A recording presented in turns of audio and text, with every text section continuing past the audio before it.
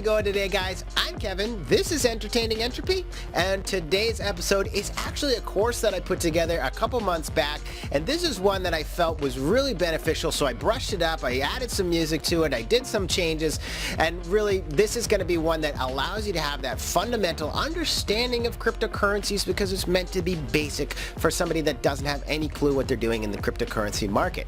It's that 101, that foundational understanding to try to allow you to get into this market and to understand cryptocurrencies, and maybe then check out some of my other videos, some of the other projects that I'm getting into, and then you can get into project and you can let me know what projects you're getting into, and we can all learn and earn together. Hope you guys enjoyed today's episode. Have a wonderful rest of your week.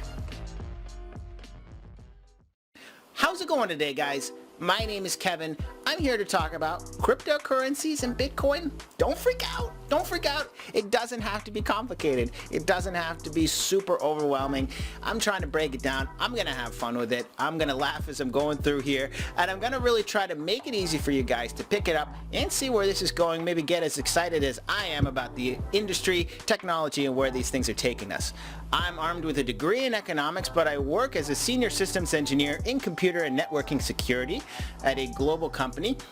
So really with these two experiences, I've melded to find myself with technology and investing, and with cryptocurrencies really falling in line with that. So with today's video, I'm going to start with a history of Bitcoin, just sort of giving a foundational understanding of where it came from and why it's being used today, why cryptocurrencies are neat, and what they can do for us in the future. I'll also be talking about attributes of the coin called tokenomics. So this is going to be the values of what's being distributed, how many coins there are out there, and the type of, inflationary or deflationary aspects of that coin. Following up with that, I'm going to be going into some of the future of the coins and what they're doing, understanding exchanges, what types of coins are out there, and really just talking about some of the functionalities that are coming even in NFTs as well. Non-fungible tokens are a way for me to tie a digital asset to a blockchain. I'm getting too far ahead of myself, but it's really exciting and cool stuff that we can do. So really in today's video, we're going to start with a foundational understanding, and we're going to try to build on that for you guys to be able to talk about cryptocurrencies, maybe invest if you wanted to, but I am not a financial advisor. This is not financial advice, just a way for you guys to understand where things are going, what I've done, and how I can share that information with you here today. So let's start with a quick history. Satoshi Nakamoto was the inventor of Bitcoin back in 2008, and he was an individual who was trying to change the way that we handle currency today, digitize it, and maybe kind of make a new way of understanding investing.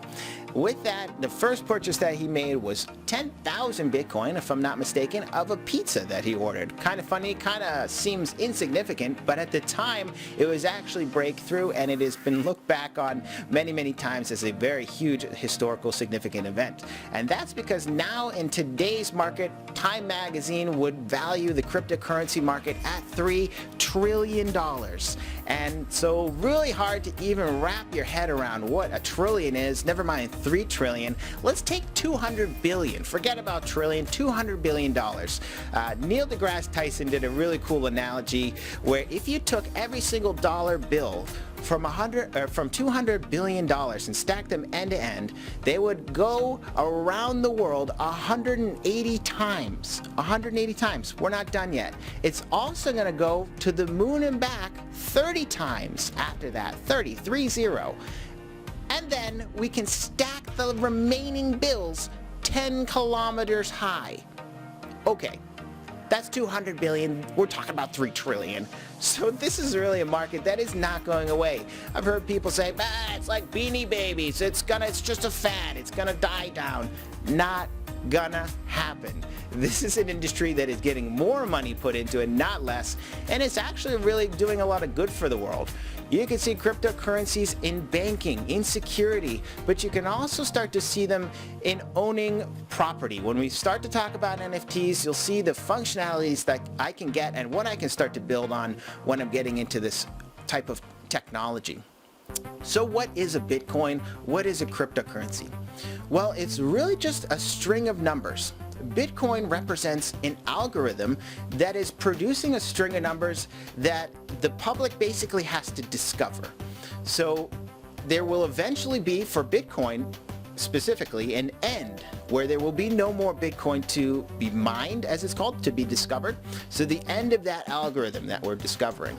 There's a specific rate in which we are able to discover what's called the blocks of the algorithm, which are just the parts and of that algorithm. Every time a piece of the algorithm, a block, is found, a Bitcoin is paid out. When this happens, you can tie a whole bunch of information to those chunks of the algorithm.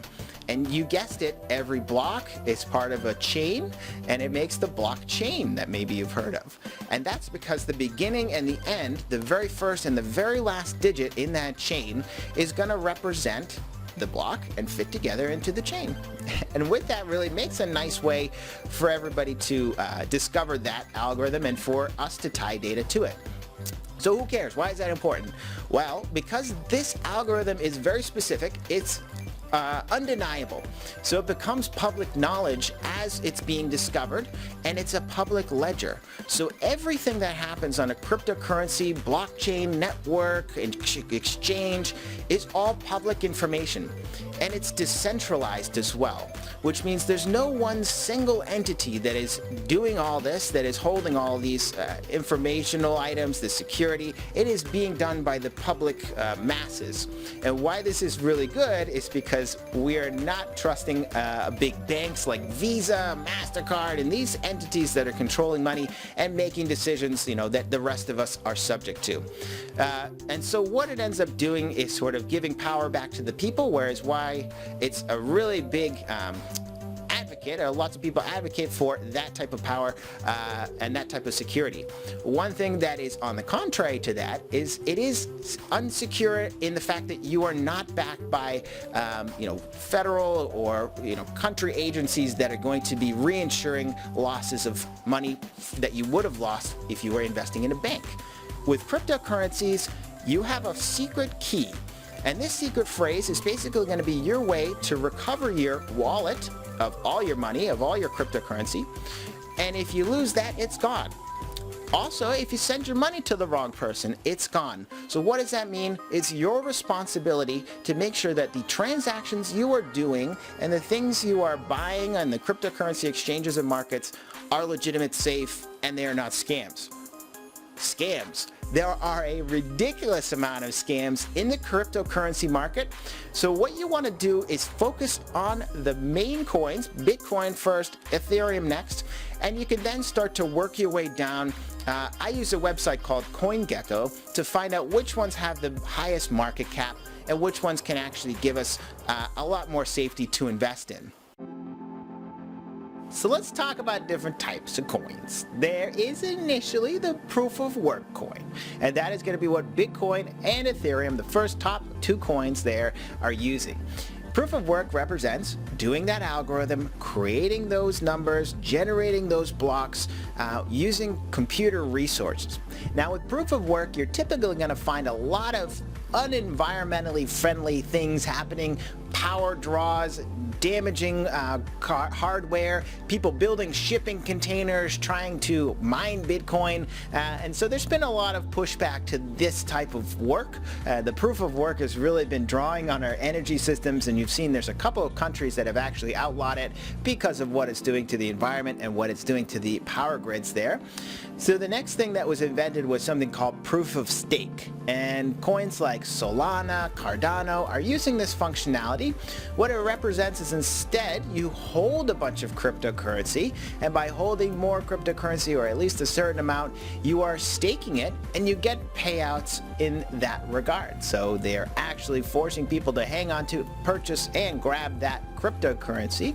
And also by holding on to the cryptocurrency and getting those staking payouts, you're also getting governance tokens in some ways, which allow you to then make decisions about the coin and say what is going to happen in the future of that coin. So pretty cool. Following that, there's been a bunch of different styles of coins that have come out as well. Let me highlight just a couple that are jumping out at me. Proof of time and space. This is one that's done by Coin, and Coin has reinvented how things are, done in the cryptocurrency space with this proof of time and space, and it was actually invented by the individual who created BitTorrents, or torrenting. And what's really cool is proof of time and space instead uses hard drive space and gives random payouts. So depending on how much hard drive space you have, you'll get a random payout at a different amount. So more space equals more money. And why it's random is because they want you to have that up at all times and not just go in, get your payout, and go away. And thereby they're building this infrastructure of supported data that they could now reference and have decentralized information. Another example of one that has come out is something called proof of history. And although Solana is a proof of stake coin, it is also utilizing functionality called proof of history. And what this is, in layman's terms, is basically just going to be a way to stamp the time on a transaction that a computer is making. And why this is important is because typically computers are checking the time before and after and sort of communicating back and forth extra times to say, is this what time it is? Yes, it is. That is sliced and just chopped down and sped up because of the fact that we're stamping the transaction with the time. So as you can see, really just reinventing the ways that things are done for banking systems, for security, for the holding of digital assets and doing things in the virtual space becomes really cool. And there's a lot of functionalities that can be built on that.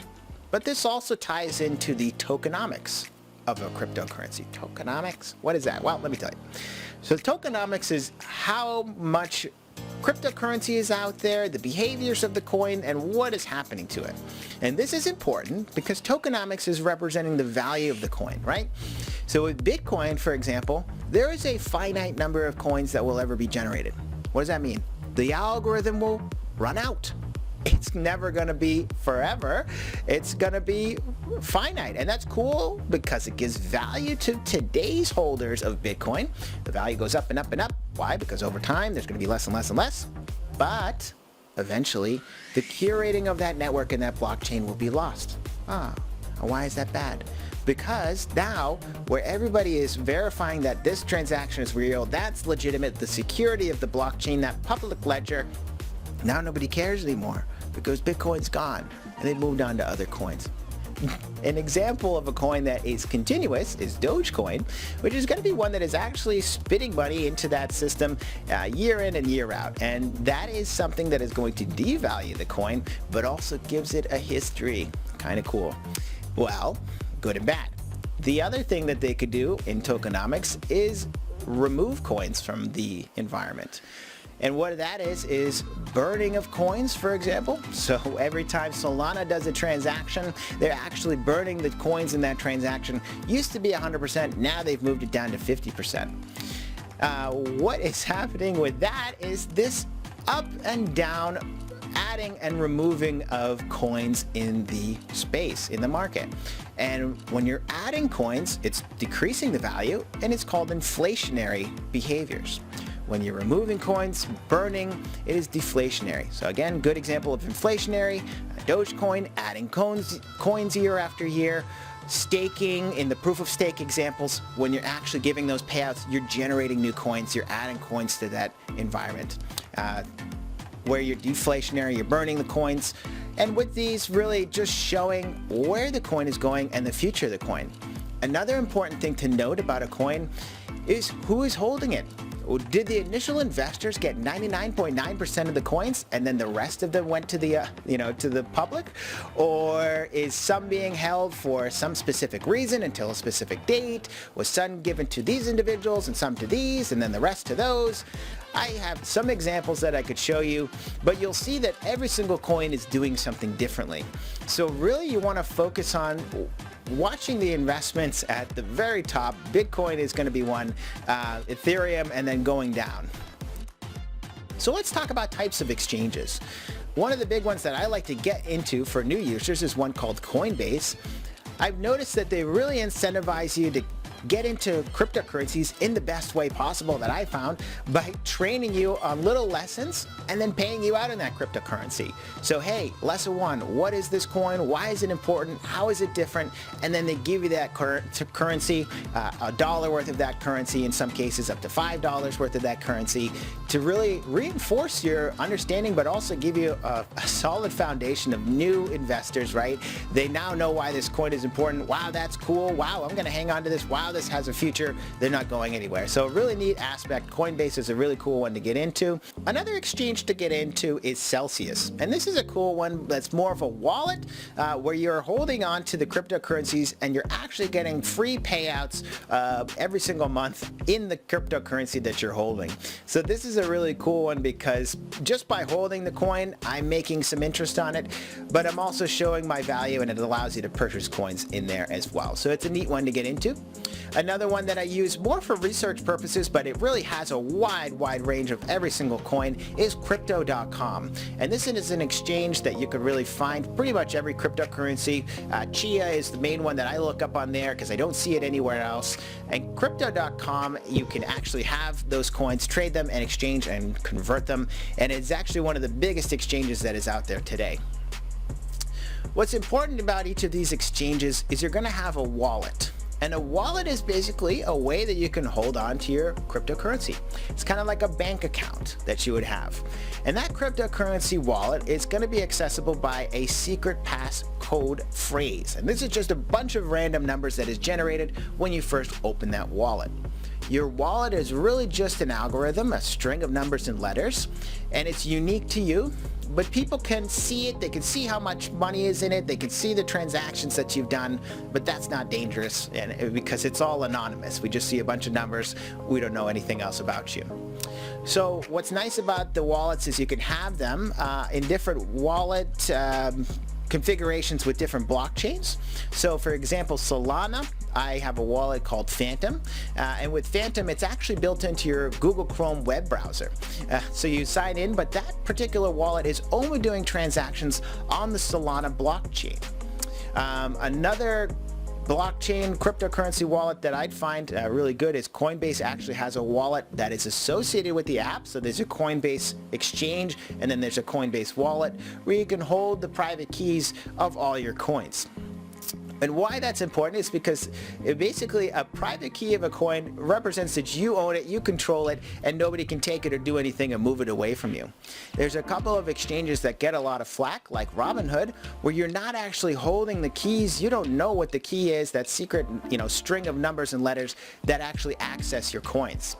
So Robinhood has gotten a lot of flack, but they have recently been saying that they're going to release updates to allow you to get those coins, and so thereby will become more of a centralized cryptocurrency exchange, more right now a stock exchange.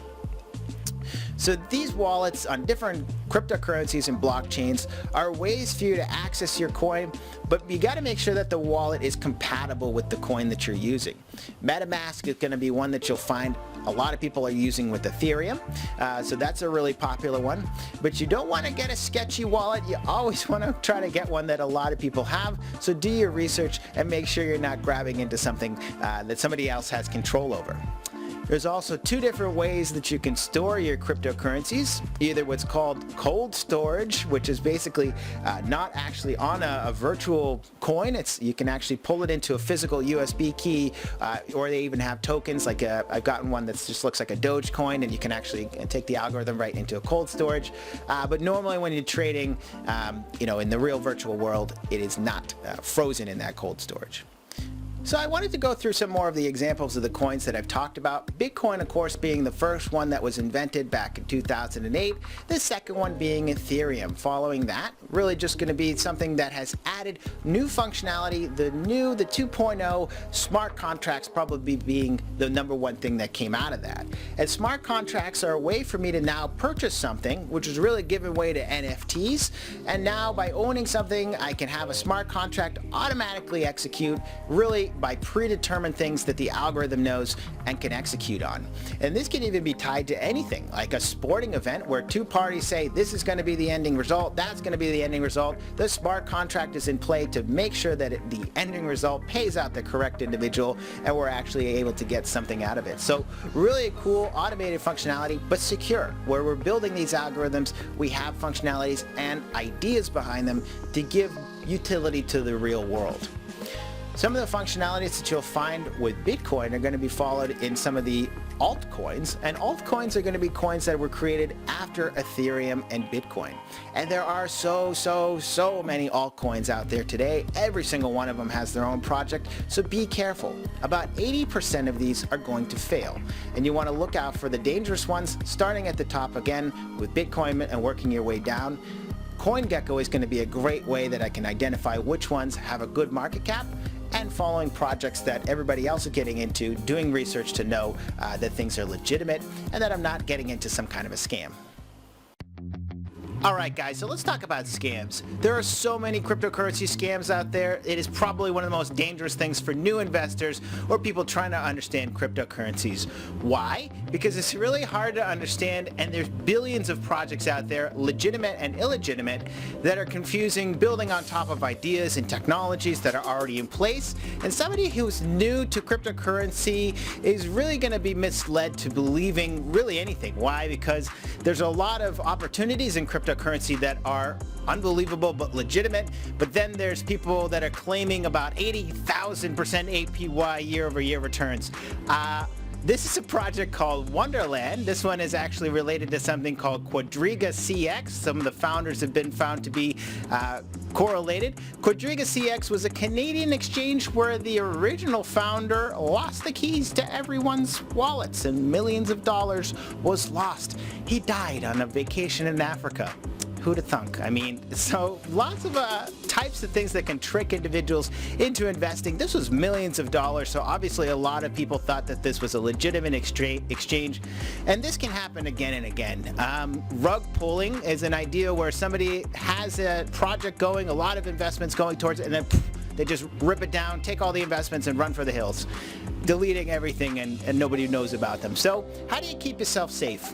One of the first things that I do is, if you're looking to invest or looking to find out more, start from the origin of Bitcoin and kind of work your way out. I'm going to reference again CoinGecko, a website where I can see the market cap of all these different coins that are in the markets, and there are a ton of coins out there. So focus on the top 10. Bitcoin, Ethereum are probably going to be the top 2, but looking at the projects that have a lot more funding towards them and ideas towards them, you can find a lot better and safer investments. So start there and kind of work your way out. Never respond to chat messages, comments that are in areas that you're reading. You might get into Facebook groups about cryptocurrencies or Discord channels about cryptocurrencies. They will spam you by the hundreds with links and things trying to get you to click on, join their project, send them money, do something, or even go to a website. Websites are also dangerous. So make sure you're looking at the spelling of the website that you're going for. A lot of money going into these websites, so obviously scammers are going to sit there and try to get you to click on the wrong thing. Typo squatting is actually a way for them to misspell a domain. That's the website that you're going to, and then they'll even pay Google ads to get their ranking above these regular websites so that people will click on it before the legitimate websites and then put their money into fake websites that look exactly the same. Another way that you can help yourself is trying to find the developers and engineers that are behind a project. Do they have LinkedIn? Are they actually listed on the website? Are they active in the Discord? Do you see a lot of positive feedback from the community and things like this?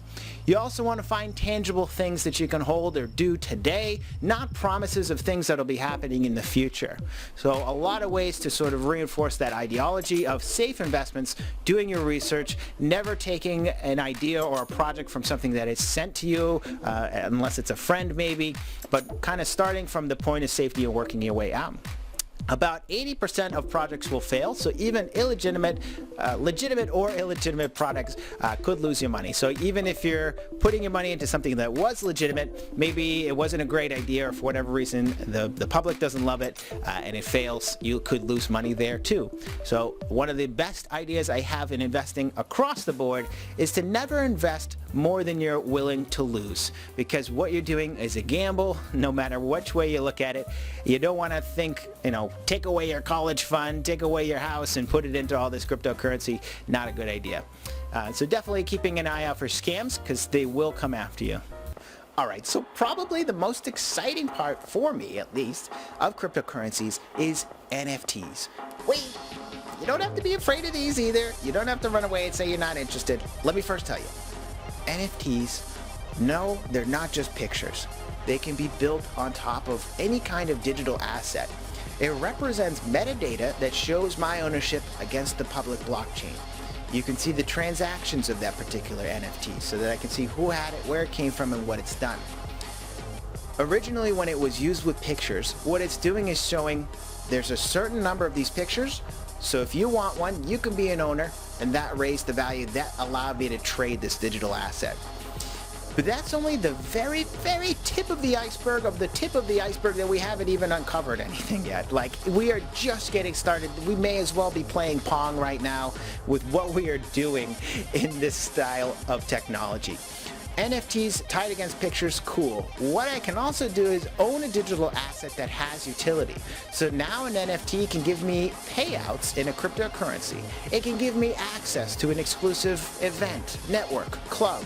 It can also be tied to gaming. There's a lot of really cool play-to-earn aspects. There's also trading of virtual horses on sites like Zedrun. There's decentralized finance. There's all kinds of ways that I can invest and use NFTs to build and have a virtual item in the virtual space. And where we are moving towards this metaverse, it is even more valuable than the cryptocurrency space. Morgan Stanley has valued the metaverse at $8 trillion. What? Absurd. And why is that? It's because now, when you start to think of all these virtual aspects, these virtual digital items that I can own, now I move into a VR space. My couch is an NFT. My lights, my pictures, my computers are NFTs. My clothes could be NFTs. So everything that I can own in a virtual space is something that can be traded. And now where you have online shopping and the types of things that you can experience with a VR headset, you can start to own and trade and see value in those types of things. And this NFT space is something that is really just the tip of the iceberg. We have not found the full potential of this particular technology, in my mind at least, and this is not going away, just like cryptocurrencies. And if it is, it's going to be something that builds into new technology that is very similar.